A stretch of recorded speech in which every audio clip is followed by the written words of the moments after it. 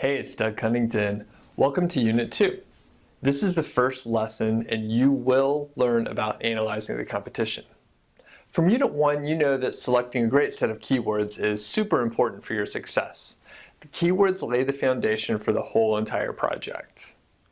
You'll need to make sure you have the right kinds of keywords, that is, buyer's keywords, so that the visitors that go to your site will actually be interested in making a purchase in the near future.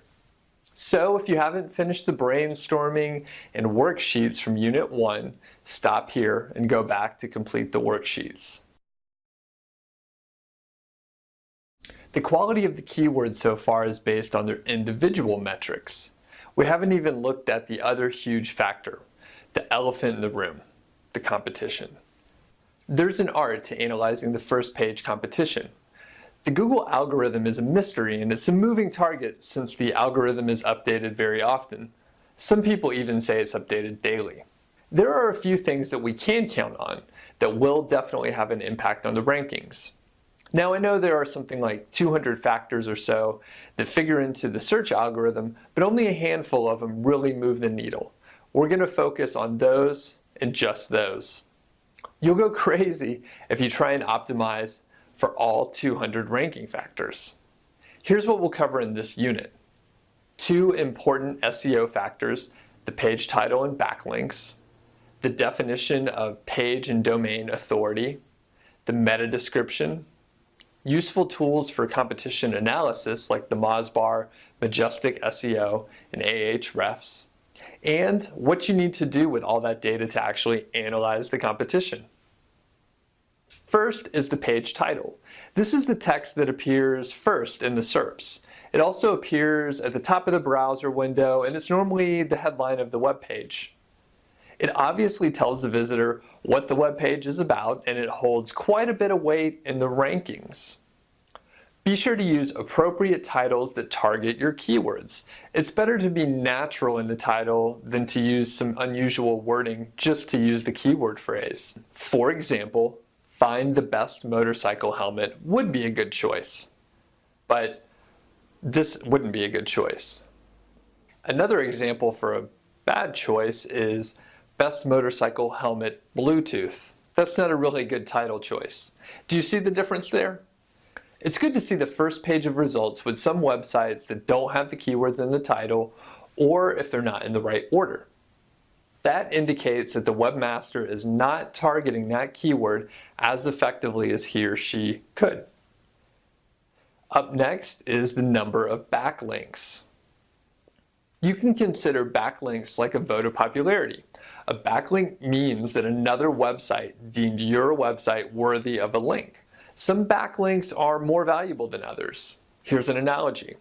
If Brad Pitt or your favorite celebrity says that you're a great person and thinks you're down to earth, that will mean a lot since Brad Pitt is a celebrity. If I make the same statement, it won't have the same impact as Brad Pitt. At least, I don't think it will. Nah, who am I kidding? So for our niche site, a link from whitehouse.gov is a lot more powerful than one from some random Tumblr blog. It's good to see at least 3 results on the first page of the SERPs with less than 40 links. Don't worry if you don't know how to find the number of backlinks yet. You'll soon see how easy it is. Next up is the page authority, or PA. If you can summarize the authority of a single web page into a single number, this is it. Here's the actual definition from Moz.com. Page authority is Moz's calculated metric for how well a given web page is likely to rank in Google's search results. It's based off data from the Mozscape Web Index, and that includes link counts, the Moz rank, Moz trust, and dozens of other factors. It uses a machine learning model to predictively find an algorithm that best correlates the rankings across thousands of different search results that we predict against. It's good to see 3 or more websites listed in the top 10 with a PA less than 25. If a PA is over 30, it becomes more challenging to beat those websites. If the PA is over 35, then you're looking at a longer time frame to actually beat those sites in the SERPs. The domain authority, or DA, is basically the same idea, but that applies to the whole entire domain. So when you're looking at the competition, you should review the DA too, but the main factor is still the PA. If the website is based on a subdomain and the domain is something bigger, like blogger.com, then the DA may not even be relevant in that case. Next is the domain age, and that's a factor that used to be more important, but it seems to be waning at this point. However, if you see sites that are not very old, then you know your site can rank quickly too. And if all the results in the top 10 are, say, 8 to 15 years old, then maybe you should keep moving or at least look at some other factors as well. The meta description won't make your rankings skyrocket, but if you fail to have a relevant meta description, it could hurt you. The meta description is 160 characters that explains what your web page is about. It's displayed underneath the title of the page in the SERPs. I know, that was a lot of new information. Heck, my head is spinning just talking about it. Here's the great thing though. You're going to have this stuff down in a day or so.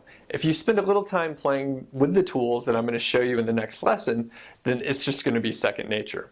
So buckle up. In the next lesson, I'll show you how a few tools that are free makes this whole analysis thing pretty simple.